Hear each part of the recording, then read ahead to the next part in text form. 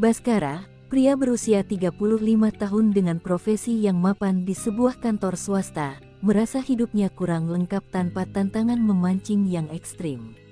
Ia sudah menaklukkan banyak spot memancing legendaris, namun belakangan ini, perhatiannya terpaku pada satu nama, Danau Rawa Gelam. Danau yang terpencil ini terkenal di kalangan angler karena sering muncul dalam cerita-cerita samar, konon menyimpan ikan-ikan purba berukuran raksasa, namun lokasinya berada di tengah hutan lindung yang terlarang dan dikenal angker oleh masyarakat lokal. Obsesi untuk mendapatkan strike yang belum pernah ada membuatnya mengabaikan semua logika dan peringatan yang bertebaran. Persiapan Baskara dilakukan secara diam-diam dan rapi. Ia membeli peralatan baru, termasuk joran kelas berat dan berbagai jenis umpan yang tidak umum. Dalam hati, ia tahu risikonya, namun adrenalin dan keserakahan telah menguasai akal sehatnya. Kepada Rina, istrinya, Baskara berbohong, mengatakan bahwa ia akan mengikuti turnamen memancing di luar kota bersama rekan-rekan kantor, lengkap dengan alibi jadwal yang padat selama beberapa hari.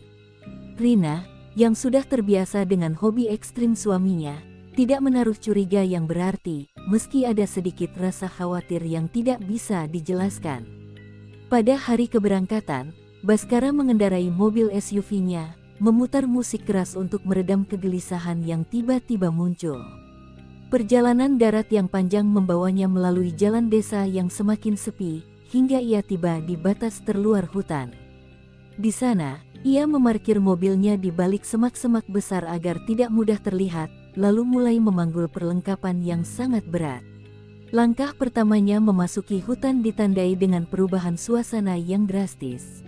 Sinar matahari yang sebelumnya terang kini sulit menembus kanopi pohon yang rapat, menciptakan suasana temaram yang lembab dan dingin. Keheningan hutan ini sangat berbeda dari keheningan biasa, ini adalah keheningan yang menyesakkan, seolah seluruh alam menghentikan napas. Baskara merasakan bulu kuduknya berdiri, namun ia terus melangkah, mengikuti peta navigasi sederhana yang ia dapatkan dari sumber rahasia. Ia meyakinkan diri bahwa semua ini hanyalah ilusi yang diciptakan oleh cerita-cerita rakyat. Setelah berjalan hampir 2 jam, ia akhirnya mencapai Danau Rawa Gelam. Danau itu terbentang luas, dengan air yang sangat hitam dan tenang, dikelilingi oleh rawa-rawa dan pepohonan purba. Tidak ada suara burung, tidak ada serangga, hanya keheningan total. Sebuah aura dingin dan sunyi yang mencekam menyambutnya, terasa begitu pekat hingga menekan dada. Di titik ini, Baskara menyadari bahwa ia telah memasuki kawasan yang bukan hanya terpencil, tetapi juga penuh dengan mistis yang tak terjamah. Baskara segera mencari lokasi yang paling ideal untuk mendirikan camp. Pilihannya jatuh pada sebuah tanah lapang kecil yang agak menjorok ke danau, dikelilingi oleh pohon-pohon besar yang akarnya mencuat ke permukaan. Ia mendirikan tenda dengan cepat, menyusun kayu bakar, dan mempersiapkan peralatan memancingnya, semua dilakukan dalam keheningan yang semakin membuatnya tidak nyaman. Danau itu tampak indah, namun keindahannya terasa palsu, terbungkus dalam kesunyian yang mengancam. Menjelang sore, ia mulai memancing. Hasilnya nihil, umpannya tidak disentuh sama sekali, bahkan oleh ikan kecil sekalipun. Hal ini sangat aneh mengingat reputasi danau ini sebagai sarang ikan besar. Ia mencoba berganti umpan dan teknik, namun tetap tidak membuahkan hasil. Matahari terbenam dengan sangat cepat, dan kegelapan hutan langsung menelan danau itu tanpa transisi yang lembut. Baskara menyalakan api unggun, yang menjadi satu-satunya sumber cahaya dan kehangatan di tengah rimba raya tersebut. Malam pertama Baskara di Danau Rawa Gelam berjalan lambat dan penuh kewaspadaan. Ia mencoba membaca buku untuk mengalihkan pikiran, tetapi suara-suara kecil dari hutan membuatnya terusik. Sekitar pukul 11 malam, keheningan itu pecah oleh suara gemercik air yang sangat ritmis, seolah ada sesuatu yang berenang perlahan di tengah danau menuju tepian tempat ia berada.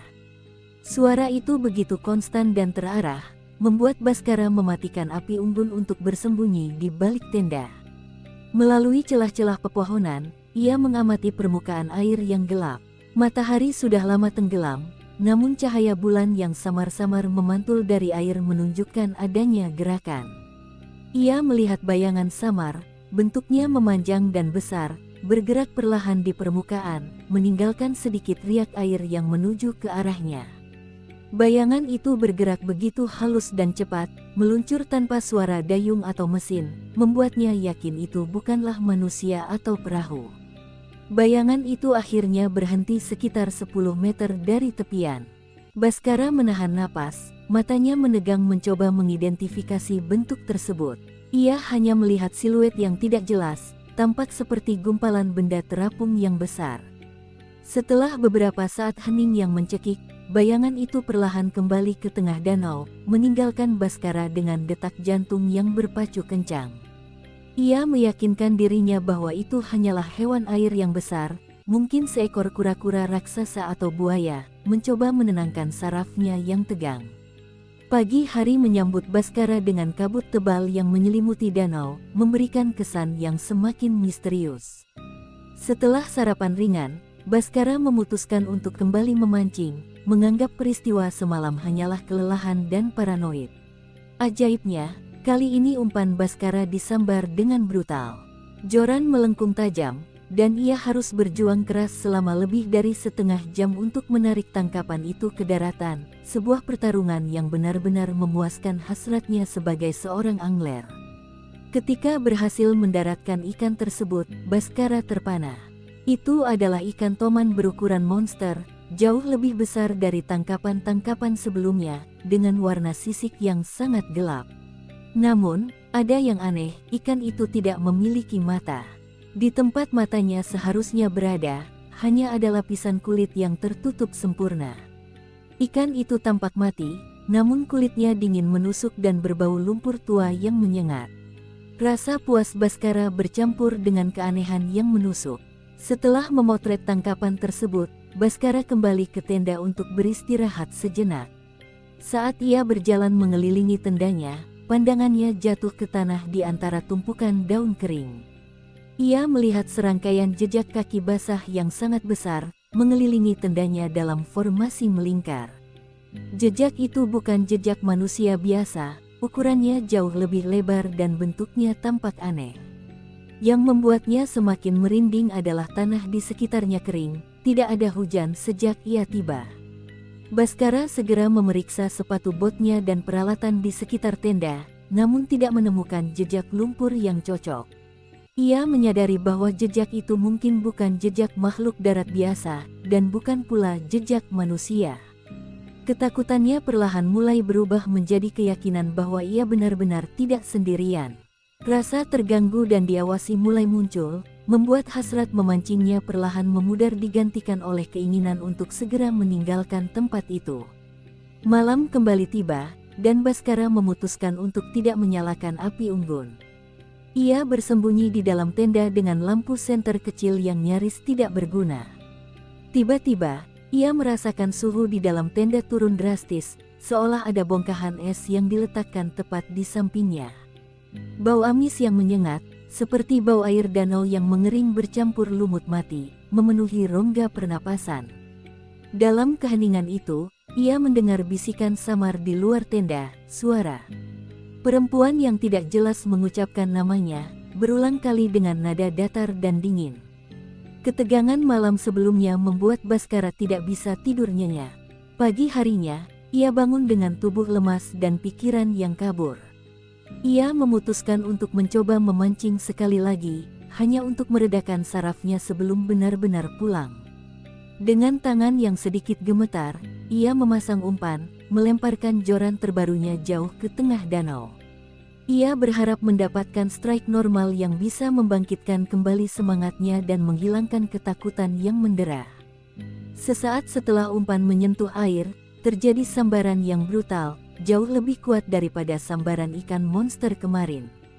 Tarikan itu begitu hebat hingga nyaris membuat joran terlepas dari tangannya. Baskara berjuang keras, mengerahkan seluruh tenaganya untuk menahan tarikan tak wajar tersebut.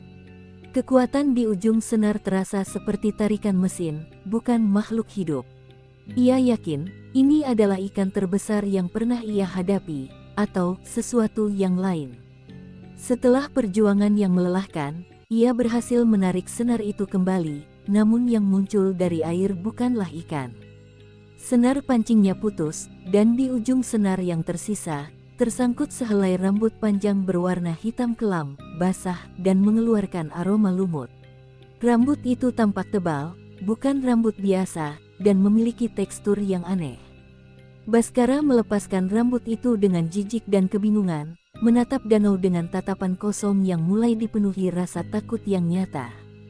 Dalam kebingungannya, mata Baskara tanpa sengaja tertuju ke kejauhan, di tengah danau yang airnya hitam. Sekitar 50 meter dari tepian, ia melihatnya, siluet putih. Sosok wanita dengan pakaian putih basah berdiri tegak di atas permukaan air, tampak seperti patung yang perlahan melayang. Sosok itu diam, menatap lurus ke arahnya. Baskara hanya mampu terpaku, darahnya terasa berhenti mengalir. Ini bukan ilusi, ini adalah entitas yang ia lihat.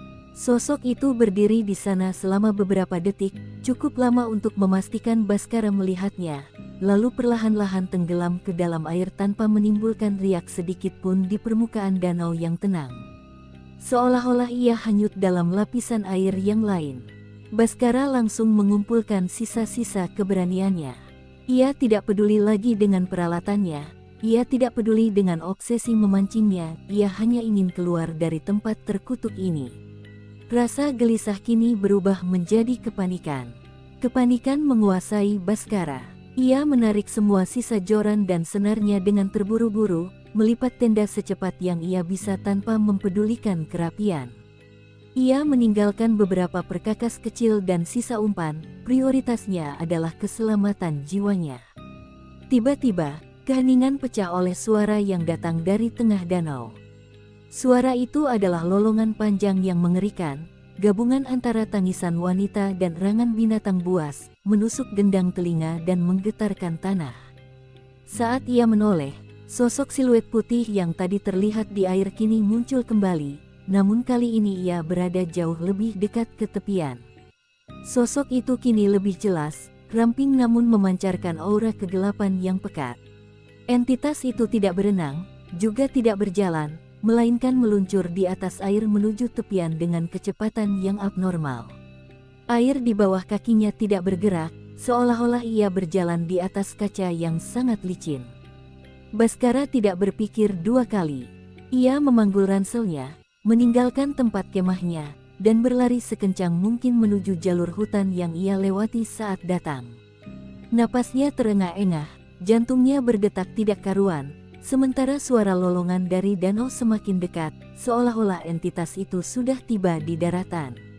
Ia menoleh ke belakang sekilas, dan yang ia lihat adalah sosok putih itu, kini tampak di antara pepohonan. Seolah melompat di atas permukaan rawa yang berlumpur. Perasaan dikejar oleh makhluk yang bukan manusia, makhluk yang tidak terikat oleh hukum fisika, memberikan teror yang luar biasa. Baskara terus berlari, menerobos semak-semak dan akar pohon, tersandung beberapa kali. Ia merasakan hawa dingin yang menusuk dari belakangnya, dan ia yakin entitas itu hanya berjarak beberapa meter. Pakaiannya robek, wajahnya tergores dahan, tetapi ia tidak berhenti. Ia hanya ingin keluar, secepat mungkin. Setelah berlari tanpa henti selama waktu yang terasa seperti keabadian, Baskara melihat cahaya di ujung hutan, jalan utama tempat mobilnya diparkir. Ia mengerahkan sisa-sisa tenaganya, merangkak, dan akhirnya berhasil keluar dari batas hutan. Ia langsung masuk ke dalam mobil, mengunci pintu, dan menancap gas secepat mungkin, tanpa menoleh ke belakang. Di kaca spion, ia melihat bayangan kabur di batas pepohonan, namun ia tidak yakin apakah itu nyata atau hanya imajinasinya. Ia telah lolos, tetapi ia membawa serta teror itu. Baskara tiba di rumah dalam keadaan fisik yang sangat lelah dan mental yang kacau. Ia berusaha keras menenangkan diri sebelum memasuki rumah, mengatur napas, dan merangkai kebohongan tentang turnamen yang menegangkan. Rina menyambutnya dengan lega, namun langsung mencium bau aneh yang melekat pada tubuh suaminya, aroma lumpur basah yang bercampur dengan bau amis yang tajam, yang tidak seperti bau keringat atau asap api unggun biasa. Rina mengomentari bau tersebut, dan Baskara buru-buru menjawab bahwa ia sempat jatuh di rawa saat perjalanan pulang. Ia segera mandi air panas, mencoba menghilangkan jejak fisik dan spiritual dari danau rawa gelam. Namun, saat ia melepas sepatu botnya, ia menemukan sesuatu yang membuatnya pucat, sepotong kecil lumut hitam pekat, jenis lumut yang hanya tumbuh di air tawar yang sangat gelap dan dalam, menempel erat di sol sepatunya, seolah ikut terbawa pulang. Malam harinya, Baskara berusaha tidur, tetapi sulit sekali. Ia terkejut ketika mendengar suara gemuruh yang keras dari kamar mandi. Ia bergegas memeriksanya dan mendapati air di kloset dan wastafel meluap dengan sendirinya. Airnya berwarna keruh kecoklatan dan mengeluarkan bau lumpur tua yang sama dengan yang ia cium di danau. Rina yang terbangun dan melihat pemandangan itu mulai merasa khawatir, menanyakan apakah pipa air mereka bermasalah. Baskara hanya bisa menjawab, ya, meskipun ia tahu ini bukan masalah teknis. Keesokan harinya, Baskara mulai bersikap aneh. Ia menjadi sangat sensitif terhadap air. Saat mencuci tangan, ia akan segera mematikan keran begitu air mulai mengalir deras, seolah-olah takut air itu akan melompat dan menyerangnya. Ia juga sering terlihat melamun dan menatap kosong ke cermin. Rina melihat perubahan drastis ini dan mulai mendesak Baskara untuk menceritakan apa yang sebenarnya terjadi di turnamen fiktifnya.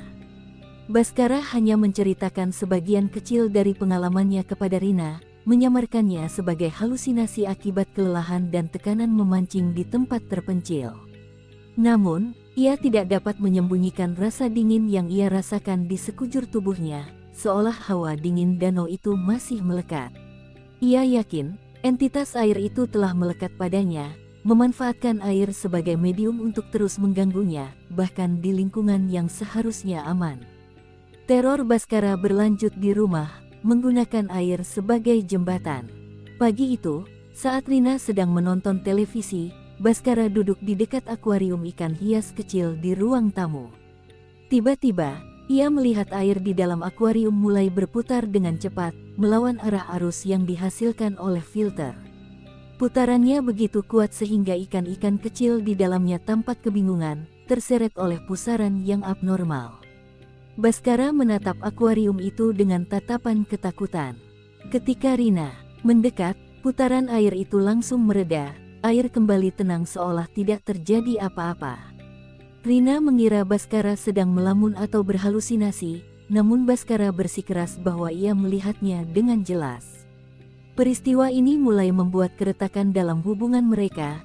Rina khawatir dengan kondisi mental Baskara, sementara Baskara frustrasi karena teror yang ia rasakan tidak dapat dibuktikan. Di hari yang sama, Baskara kembali masuk kerja. Ia mencoba bersikap profesional, tetapi pikirannya terus dihantui. Saat ia melewati genangan air hujan di tempat parkir, ia tanpa sengaja melihat bayangan refleksi di genangan itu. Bayangan itu bukan miliknya, itu adalah siluet putih, pucat, dengan rambut panjang terurai, menatapnya dari permukaan genangan.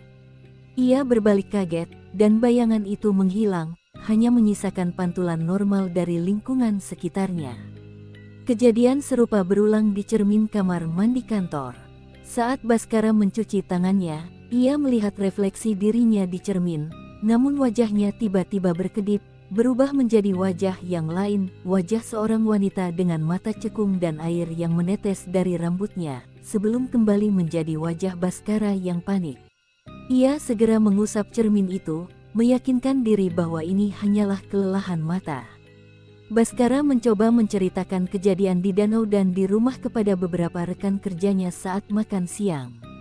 Ia merangkai ceritanya dengan hati-hati, hanya menceritakan pengalaman spiritualnya tanpa menyebutkan tentang jejak kaki atau siluet. Rekan-rekannya menanggapi dengan skeptis, menyebutnya sebagai efek jet lag atau kurang tidur. Hal ini membuat Baskara semakin terisolasi dalam ketakutannya, karena ia tahu bahwa ia tidak berhalusinasi. Gangguan tidur Baskara semakin parah. Setiap kali ia mencoba memejamkan mata, ia mendengar suara gemericik air yang sangat dekat, seolah ada air yang menetes di kamar mereka. Rasa haus yang tidak wajar juga mulai mendera. Ia terus-menerus ingin minum, dan hanya air yang sangat dingin yang terasa memuaskan. Namun setelah minum, ia akan merasa kedinginan yang menusuk tulang. Keadaan ini membuat Rina semakin curiga dan khawatir. Suatu pagi, ketika Baskara sedang mencuci muka di wastafel kamar mandi, ia melihat dengan jelas bagaimana wajahnya yang tercermin di air keran yang mengalir tiba-tiba berubah. Itu bukan lagi pantulan wajahnya, itu adalah wajah pucat dengan mata kosong yang terlihat seperti membeku di bawah air, dikelilingi oleh rambut hitam yang tampak basah dan menjijikkan. Perubahan itu hanya terjadi 1/100 detik, tetapi itu cukup untuk memberikan serangan panik yang hebat. Di kantor, Baskara mulai menghindari area-area yang berhubungan dengan air. Ia tidak lagi menggunakan kamar mandi kantor, dan yang paling ekstrim, ia menghindari pantry dan dapur kecil. Ia berdalih karena sedang diet, tetapi alasan sebenarnya adalah karena ia selalu merasa air di dispenser minum tampak keruh, tidak jernih, dan yang lebih menakutkan, ia mencium aroma lumpur dan rawa di sana, bahkan ketika tidak ada orang lain yang menciumnya. Rekan kerjanya mulai menyadari kebiasaan aneh Baskara, terutama ketika ia menolak mentah-mentah ajakan untuk makan malam di restoran seafood di dekat sungai. Ketika ditanya alasannya, Baskara hanya menjawab dengan nada datar bahwa ia sedang ada masalah dengan air, tanpa memberikan detail. Rasa malu dan takut membuatnya menutup diri, dan ia mulai mencari solusi sendiri, seperti memasang banyak lampu di rumahnya untuk mengusir kegelapan yang terasa lembab. Pada malam hari, Baskara mencoba mencari informasi di internet tentang Danau Rawa Gelam. Ia menemukan beberapa forum lama tentang kisah-kisah horor lokal. Di sana, ia membaca legenda tentang penunggu air gelap, entitas wanita yang bunuh diri di danau itu ratusan tahun lalu, dan kini rohnya terikat pada air, menyeret siapapun yang mengganggu ketenangan danau. Kisah-kisah itu menyebutkan bahwa entitas itu akan mengincar air di rumah korban hingga korban kembali dan bergabung dengannya. Kekhawatiran Rina mencapai puncaknya setelah melihat Baskara panik saat air keran di dapur menyembur sedikit lebih deras dari biasanya. Ia diam-diam mencari bantuan. Tanpa sepengetahuan Baskara, Rina menghubungi seorang kenalannya dan mengatur pertemuan dengan seorang tokoh spiritual terkemuka, seorang ustadz kiai yang tinggal di pedesaan jauh di luar kota, yang dikenal memiliki kemampuan untuk melihat hal-hal gaib. Rina meyakinkan Baskara bahwa mereka akan pergi untuk berlibur singkat di desa, untuk menyegarkan pikiran. Baskara, yang sudah kelelahan mental, menyetujui. Ketika mereka tiba di rumah tokoh spiritual itu, Baskara merasa gelisah.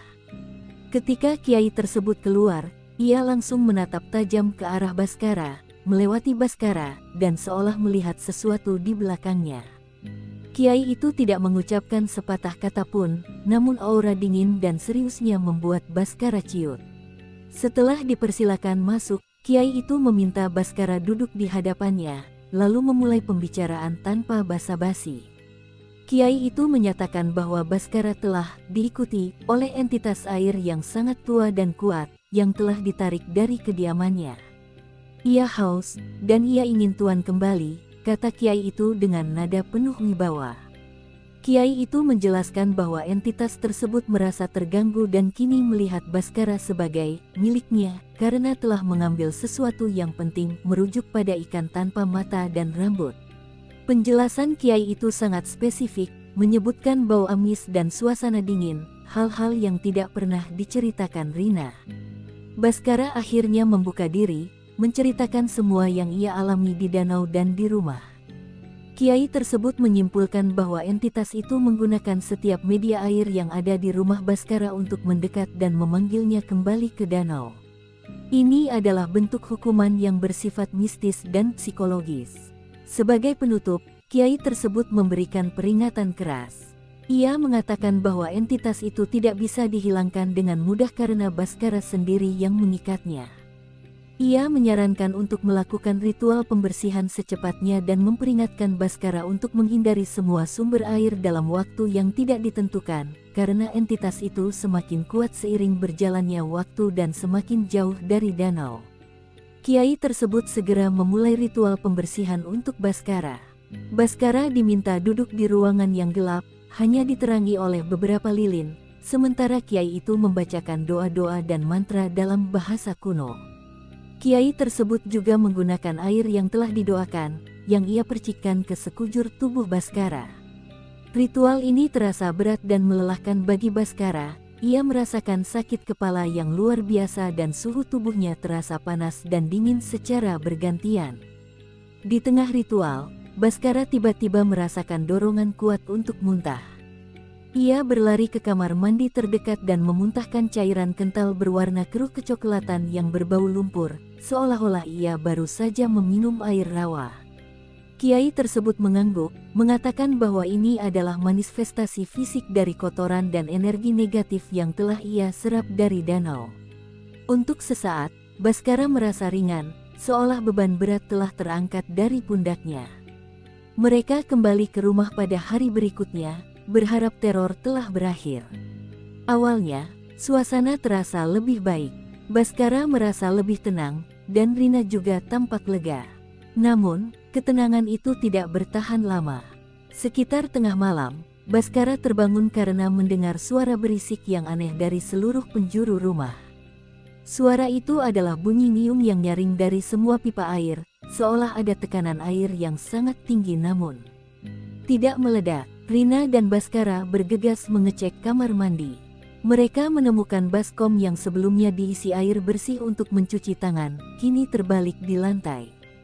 Air yang tumpah itu membentuk genangan yang keruh. Yang paling menakutkan, di tengah genangan air tersebut, terdapat jejak air yang membentuk sebuah lambang yang aneh, sebuah lingkaran yang memanjang dengan 3 garis horizontal di tengahnya, seolah ditulis oleh tangan yang sangat basah. Lambang itu sama sekali tidak asing bagi Baskara, itu adalah lambang yang ia lihat di buku-buku lama tentang mitologi air dan dewa-dewa kuno di pedalaman yang ia baca saat remaja. Baskara menyadari bahwa ritual kiai tersebut gagal. Entitas itu tidak pergi, melainkan menunjukkan perlawanan dan menegaskan kehadirannya, mengirimkan sinyal visual yang mengancam. Ketakutan itu kembali mencekik, kali ini bercampur dengan rasa putus asa. Baskara kembali ke rutinitas normalnya, namun kini ia hidup dalam ketakutan yang konstan. Ia semakin paranoid terhadap perangkat elektronik, terutama ponselnya. Suatu malam, ketika ia sedang membolak-balik galeri fotonya, ia menemukan beberapa foto memancing yang ia ambil di Danau Rawa Gelam, yang ia pikir sudah ia hapus. Ia melihat foto-foto itu dengan jantung berdebar kencang. Di salah satu foto, di mana ia sedang berpose dengan joran di tepi danau, ia melihat samar-samar sosok putih berdiri di latar belakang, tepat di tepi air. Sosok itu nyaris tidak terlihat, seperti refleksi cahaya yang terdistorsi, namun bentuknya yang menyerupai wanita tidak bisa disangkal. Baskara membesarkan foto itu, tangannya gemetar. Ia melihat wajah pucat dan mata kosong yang menatap lurus ke kamera. Rina yang berada di dekatnya melihat ekspresi ngeri suaminya dan bertanya apa yang terjadi. Baskara dengan terburu-buru menunjukkan foto itu kepada Rina, menunjuk sosok putih di kejauhan, berusaha membuktikan bahwa ia tidak berbohong atau berhalusinasi. Namun, ketika Rina mengambil ponsel itu dan melihat foto yang sama, sosok itu hilang. Latar belakang danau tampak normal, hanya pepohonan dan air yang tenang. Rina menatap suaminya dengan tatapan cemas dan lembut, mengatakan bahwa mungkin mata Baskara kelelahan atau ia terlalu memikirkannya. Baskara bersumpah bahwa ia melihatnya, dan ia yakin entitas itu mampu memanipulasi apa yang ia lihat, bahkan di dalam ponselnya. Peristiwa ini membuat Rina semakin meragukan kondisi mental Baskara, dan mulai menghubungi psikiater secara diam-diam.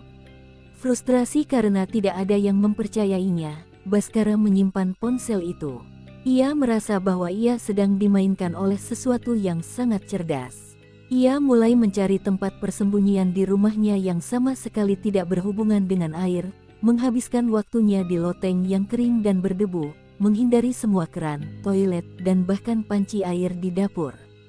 Ia menyadari bahwa entitas itu kini tidak hanya mengganggu secara fisik, tetapi juga mulai merusak hubungannya dengan Rina.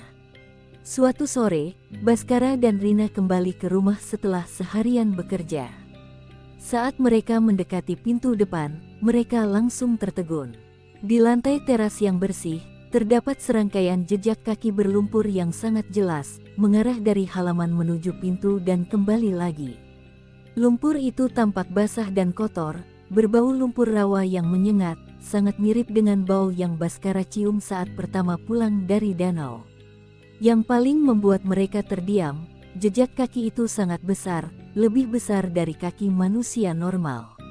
Bentuknya juga aneh, hanya memiliki 3 jari panjang yang tampak seperti jari-jari yang membengkak, mirip dengan jejak yang dilihat Baskara di tepi tendanya di Danau Rawa Gelam.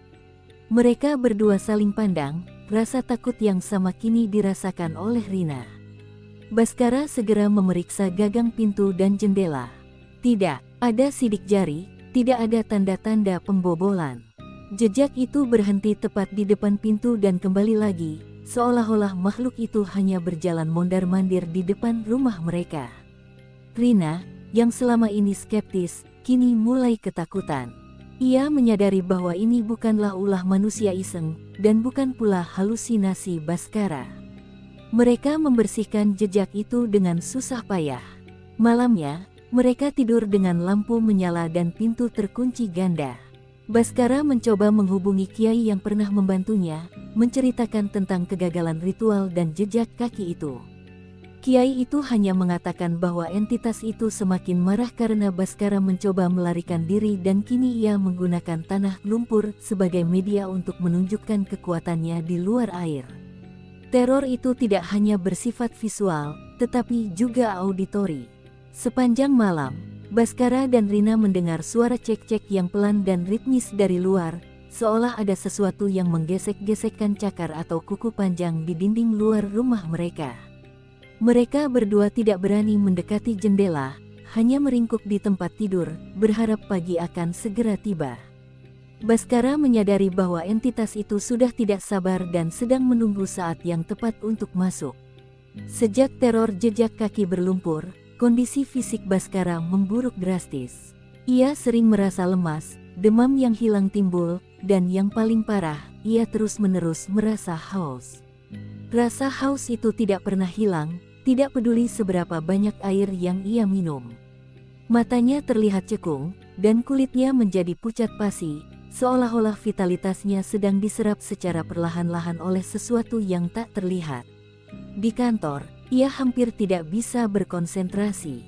Ia harus sering ke kamar kecil, bukan untuk buang air, tetapi hanya untuk mencuci wajahnya dengan air dingin yang ia rasakan sangat menenangkan, meskipun setelah itu ia akan gemetar kedinginan. Rekan-rekannya khawatir, dan manajernya menyarankan agar Baskara mengambil cuti panjang untuk beristirahat. Baskara menyetujui, berharap berada di rumah akan lebih aman, meskipun ia tahu itu adalah tempat teror dimulai. Di rumah, rasa haus itu menjadi dorongan yang kompulsif. Baskara mulai mendekati kamar mandi dengan tatapan kosong.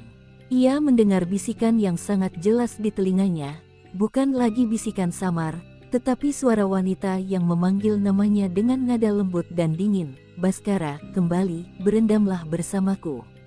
Suara itu begitu persuasif, seolah menjanjikan kedamaian dan akhir dari rasa sakitnya. Rina, yang sedang berada di ruang tamu, terkejut mendengar suara deburan air yang keras. Ia bergegas ke kamar mandi dan menemukan Baskara berdiri terpaku di depan bak mandi. Baskara terlihat seperti kesurupan, tangannya terentang ke depan, siap untuk melompat masuk. Bak mandi itu, yang tadinya kosong, kini terisi penuh dengan air keruh berwarna kecoklatan yang berbau lumpur, seolah air itu dipindahkan langsung dari Danau Rawa Gelam ke dalam bak. Rina menjerit dan segera menarik Baskara dengan sekuat tenaga, memeluknya erat-erat, sementara Baskara memberontak, mencoba melepaskan diri dan masuk ke dalam bak mandi. Setelah Baskara sadar, ia menangis histeris, menyadari betapa dekatnya ia dengan kematian. Mereka berdua menatap bak mandi yang penuh air keruh itu dengan ketakutan. Mereka sadar bahwa rumah itu tidak lagi aman, dan entitas itu telah memenangkan sebagian dari jiwanya. Setelah insiden bak mandi, Rina membawa Baskara pindah sementara ke sebuah apartemen yang lebih modern dan tinggi, berharap ketinggian dan lingkungan perkotaan yang ramai akan menjauhkan entitas air tersebut. Mereka memanggil tukang ledeng untuk menguras dan membersihkan semua pipa di rumah lama, sebagai upaya putus asa untuk membersihkan jejak mistis itu. Baskara kini selalu ditemani Rina, dan ia dilarang keras mendekati kamar mandi sendirian. Namun, teror itu membuktikan bahwa ia tidak terikat oleh lokasi. Suatu malam, badai hebat melanda kota, disertai hujan deras yang mengguyur tanpa henti. Baskara duduk di dekat jendela apartemen mereka yang besar, memandang keluar dengan tatatan kosong. Tiba-tiba, jantungnya seolah berhenti berdetak. Ia melihat sosok putih yang ia kenali dengan jelas, berdiri di tengah guyuran hujan di halaman apartemen yang berjarak belasan lantai di bawah. Sosok itu terlihat menengadah ke atas, menatap lurus ke arah jendela apartemen mereka. Wajahnya kini terlihat lebih jelas, pucat pasi, dengan rambut hitam panjang basah yang menempel di wajahnya. Ada senyum yang mengerikan dan tidak wajar di bibirnya, senyum kemenangan yang membuat Baskara bergidik. Ini adalah penampakan paling jelas dan paling jauh yang ia alami, menunjukkan bahwa entitas itu telah berhasil mengikutinya kemanapun. Baskara berteriak histeris, menunjuk keluar jendela, dan Rina segera melihat ke arah yang ditunjuk Baskara. Di sana, di bawah guyuran hujan, Rina tidak melihat apa-apa selain mobil-mobil yang melintas dan genangan air. Ia mengira Baskara sedang berhalusinasi lagi. Namun, Baskara bersumpah bahwa ia melihatnya, dan bahwa entitas itu menggunakan hujan sebagai media untuk menunjukkan kehadirannya di tengah keramaian. Penampakan ini adalah pukulan telak bagi mental Baskara. Ia menyadari bahwa ia tidak bisa lari dari entitas itu. Entitas itu telah melampaui batas hutan, batas rumah, bahkan batas ketinggian apartemen. Ia merasa terperangkap, dan rasa putus asa mulai menguasainya. Ia menutup semua tirai jendela dan menolak untuk melihat keluar, terutama saat hujan. Beberapa hari setelah penampakan di bawah hujan, Baskara dan Rina memutuskan untuk mengunjungi rumah lama mereka sebentar untuk mengambil beberapa dokumen penting di basement ruang bawah tanah. Meskipun was-was, mereka merasa basement yang letaknya di bawah tanah dan lembab akan aman karena tidak ada air mengalir, kecuali pipa utama. Baskara turun ke basement sendirian untuk mengambil kotak dokumen. Saat ia sedang sibuk mencari, ia mendengar bunyi pintu basement yang berat terkunci dari luar. Ia berteriak memanggil Rina, tetapi tidak ada jawaban. Pintu itu terasa sangat dingin, dan Baskara menyadari bahwa ia telah terkunci. Rasa panik mulai muncul, dan ia mencoba mendobrak pintu itu dengan bahunya. Tiba-tiba, ia mendengar suara gemuruh air yang keras. Ia melihat ke dinding basement, dan dari retakan-retakan kecil di beton, air mulai mengalir deras, airnya keruh dan berbau busuk. Air itu memenuhi ruangan basement dengan sangat cepat, naik hingga ke mata kaki Baskara.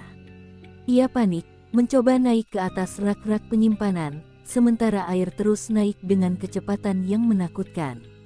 Di permukaan air yang mulai menggenang itu, Baskara melihat pantulan dirinya. Namun, pantulan itu tidak stabil. Ia melihat refleksi entitas putih itu, dengan wajah bengis dan tangan yang panjang, seolah berusaha meraih kakinya dari bawah permukaan air. Entitas itu kini tidak lagi hanya diam dan menatap, ia aktif menjebak Baskara, berusaha menenggelamkannya di dalam rumahnya sendiri. Sementara itu, Rina, yang sedang menunggu di lantai atas, tiba-tiba merasa sangat mengantuk dan tertidur di sofa, seolah-olah ada kekuatan tak terlihat yang menahannya. Ia terbangun kaget dan merasa ada yang tidak beres. Ia bergegas ke pintu basement, dan dengan sekuat tenaga mendobraknya. Baskara diselamatkan tepat pada waktunya, ketika air sudah mencapai pinggangnya. Ia keluar dengan tubuh menggigil dan menangis histeris, menyadari bahwa ia hampir saja mati lemas di dalam air keruh yang muncul entah dari mana. Insiden basement menjadi titik balik bagi Rina. Ia akhirnya benar-benar yakin bahwa suaminya bukan gila, melainkan sedang diganggu oleh kekuatan supernatural yang nyata. Mereka meninggalkan rumah itu untuk sementara waktu dan pindah ke rumah orang tua Rina di desa, berharap aura kehangatan keluarga dan lingkungan baru akan memberikan perlindungan. Baskara menjadi sangat bergantung pada Rina, tidak bisa ditinggalkan sendirian sedetik pun. Awalnya, di rumah orang tua Rina, suasananya terasa lebih damai. Namun, pada malam ketiga, teror itu kembali, membuktikan bahwa entitas tersebut tidak terikat pada properti, melainkan pada Baskara. Baskara dan Rina terbangun di tengah malam oleh suara isakan yang memilukan dari halaman belakang. Suara itu adalah isakan wanita yang sangat sedih, namun juga mengandung nada kebengisan yang menusuk.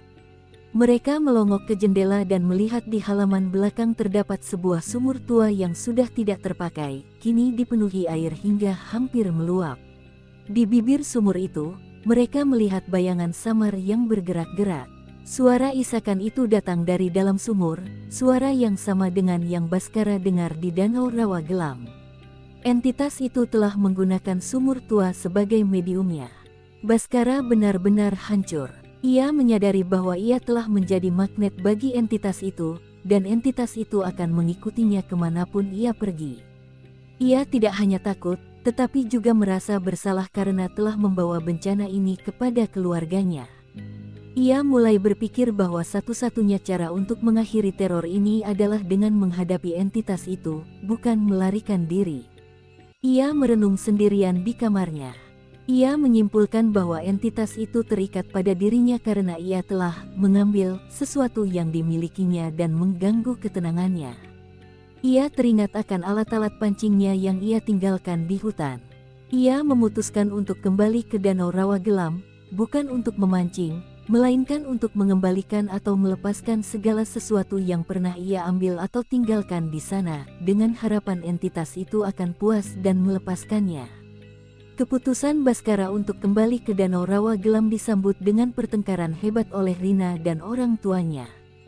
Mereka melarang keras, takut Baskara akan celaka. Namun, Baskara sudah bulat tekad, ia merasa tidak ada pilihan lain.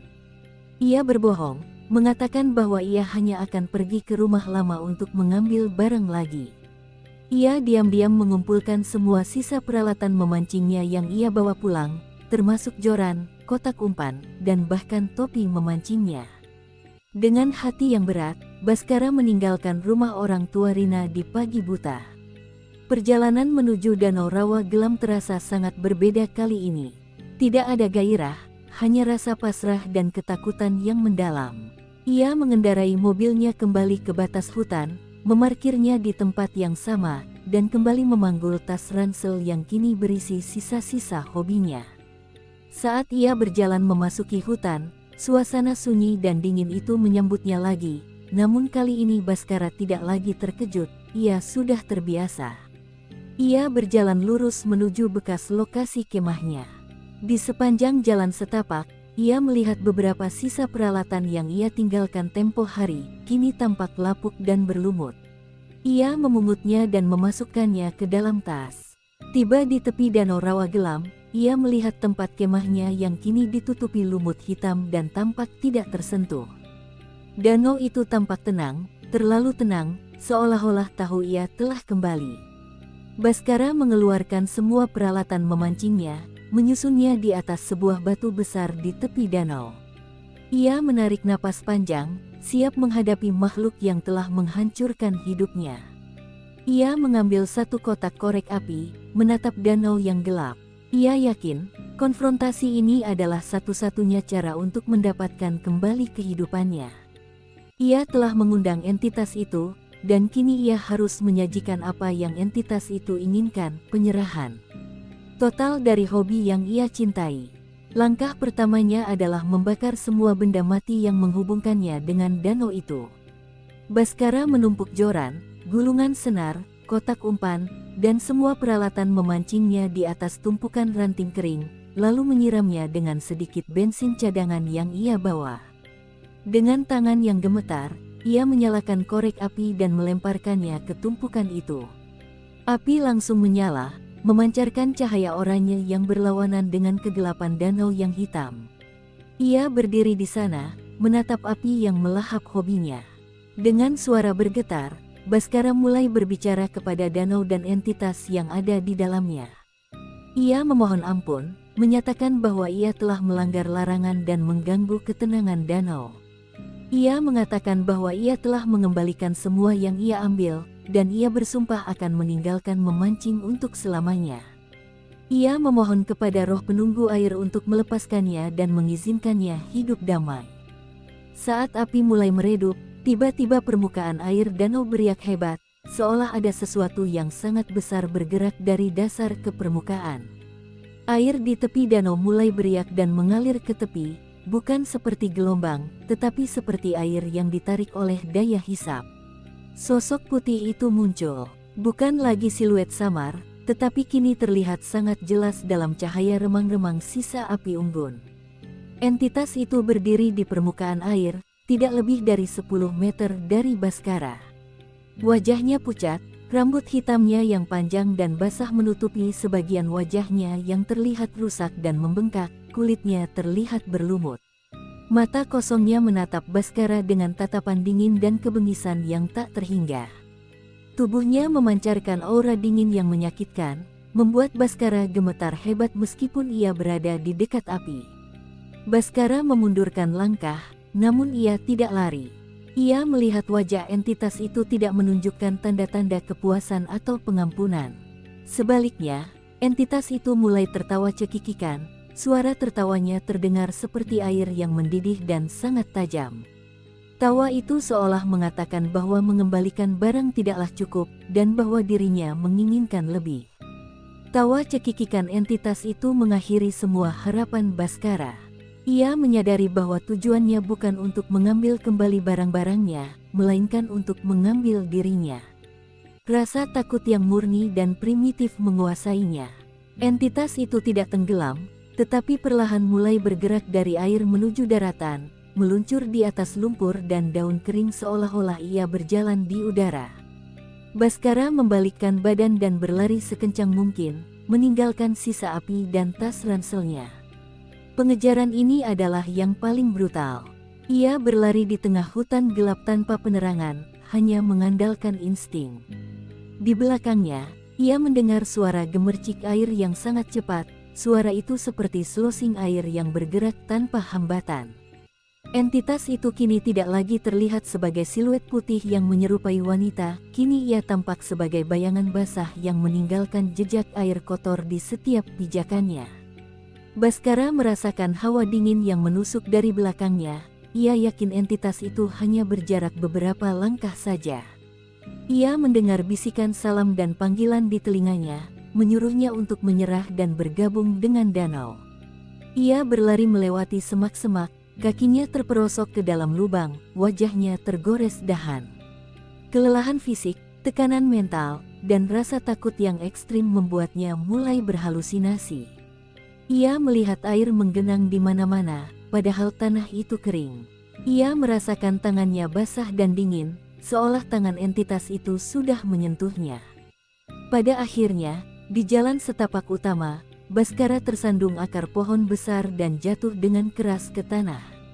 Ia mencoba bangkit, tetapi kakinya terasa lemas.